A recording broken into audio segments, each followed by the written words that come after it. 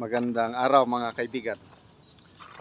Bigyan natin ng reaksyon ngayon ang balita sa Daily Tribune tungkol sa pagbasura ng DOJ sa money laundering case na isinampa versus kay Cassandra Ong.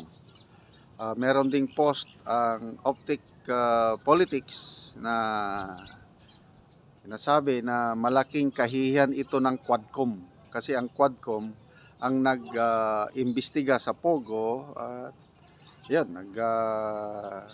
rekomenda na makasuhan itong si Cassandra Ong. Okay, ito. Daily Tribune.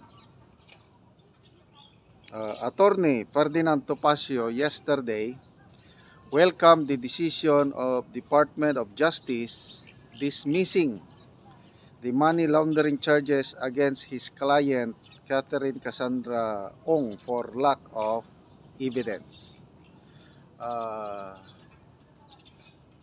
Ganon din yung kay Attorney Roque, sampan din siya ng reklamo sa DOJ, human trafficking ata ang isinampa kay Attorney Roque. So, yun na, ini-evaluate na ng DOJ. Okay, ito yung statement ni Attorney Topacio. We gladly welcome the dismissal by the Department of Justice of all money laundering charges against our client, Miss Catherine Cassandra Ong. And we are thankful that the panel of prosecutors have found that there was an utter lack of evidence against her. We congratulate the panel of prosecutors for their professionalism, and we are hopeful that the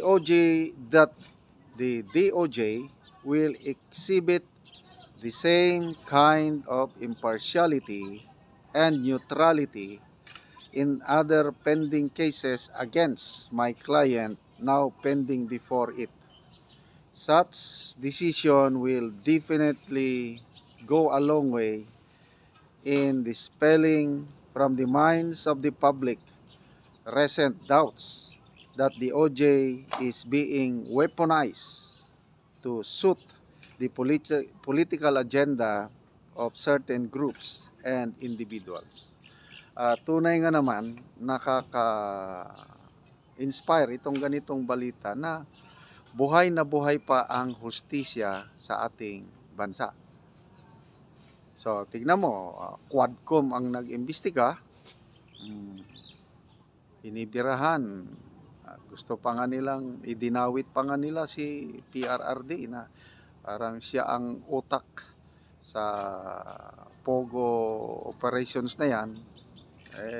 Sige, sampahan ninyo ng kaso at ito, magandang halimbawa itong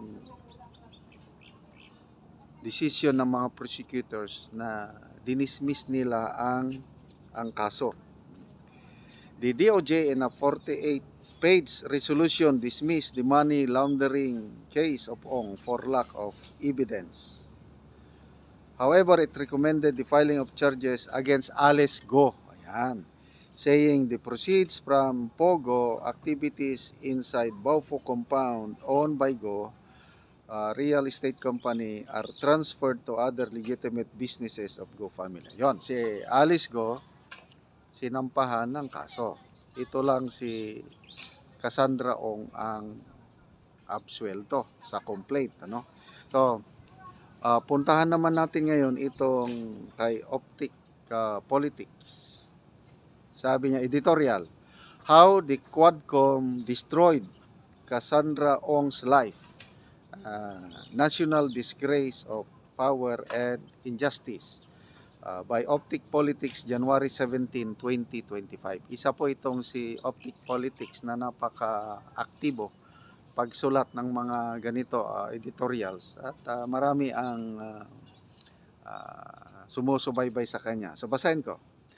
The recent dismissal of money laundering charges against Cassandra Liliong by the Department of Justice underscores a damning indictment, not of Ong herself, but of the Quadcom Committee reckless abuse in its power.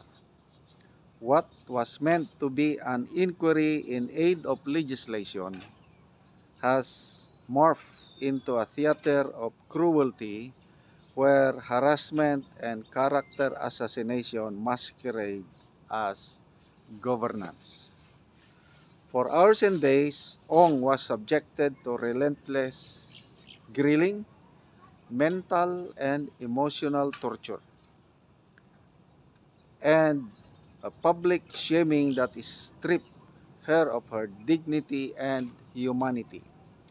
The Quad Committee, rather than limiting itself to its constitutional mandate of inquiry, shamelessly assumed the roles of prosecutor, judge, and jury, conducting a political circus devoid of due process. This is a hard and humiliating lesson for the Quad Committee, which proven responsibly has proven itself incapable of exercising its power responsibly. Cassandra Ong case is not merely a personal tragedy, it is a cautionary tale of the dangers posed by congressional overreach.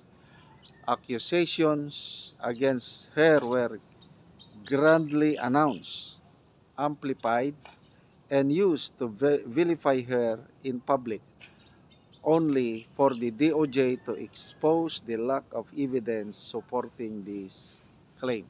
Okay, so pasalamatan natin ang DOJ dahil binalansin nila talaga ang ebidensya at yun, malakas ang ebidensya laban kay Alice Go kaya naindik sasampahan ng kaso.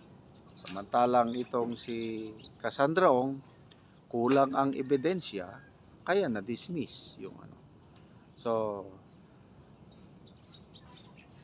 ngayon ito kay General Wilkins Villanueva, ang pagkakalam ko nakakulong pa rin siya. Wala pa akong balita na pinalabas. Ganon din si Colonel Hector Grijaldo, nandyan pa rin naka-detene sa House of Representatives by virtue ng cited in contempt sila sa Quadcom hearing. So, kailan kaya ito mabigyan ng lunas itong paghirap ng dalawang opisyal na ito, lalo na si General Wilkins Villanueva na isang bemedaled law enforcer sa kanyang serbisyo. Marami akong narinig na mga testimony, mga nakatrabaho ni General Wilkins Villanueva na matino siyang law enforcer. Kaya sana magkaroon na ng maisip na rin ng Quadcom na palabasin na sa lalong madaling panahon itong dalawang nakakulong. Kaya lang, it all depends on them. Punta rin tayo kay Attorney Roque. I think nagtatago pa ngayon. I don't know anong mangyari pag ma-dissolve na ba, matapos na ang termino ng 19th Congress. Ibig bang sabihin mawala na rin ang visa yung kanyang arrest warrant na inisyo ng 19th Congress sa kanya? Kumusta na kaya, saan na ba siya nagtatago? I think nasa ibang bansa, Abu Dubai ata noon. At yun, yung kasong complaint na isinampa sa kanya sa DOJ, hintayin natin sana't timbangin na maigi ang mga prosecutors. Ano ba talaga? Kumpleto ba ang ebidensya? Sana may tulad ng itong nangyari kay Alice Go at Cassandra Ong. So, pasalamatan natin, saluduhan natin ang mga panel of prosecutors at ginawa lang nila ang kanilang mga trabaho.